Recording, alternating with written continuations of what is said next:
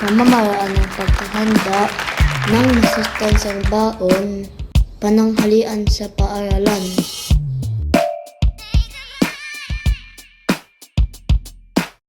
Ang unang kong gagawin ay magsaing ng kanin. Ang susunod kong gawin ay maglaga ng mais. Pangatlo ay magpipirito ako ng tilapia. Gagamit ako ng air fryer para sa pagpipirito ng tilapia.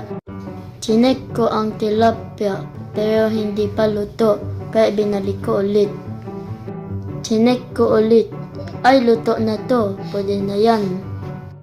Pagkatapos naman ay nagsandok ako ng kanin at naghugas na rin ako ng kamay ng mabuti.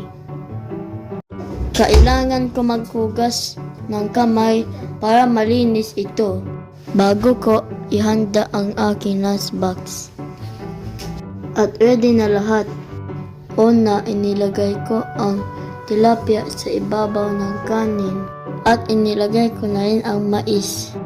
At pagkatapos, inilagay ko na ang pakwan para sa aking panghimagas.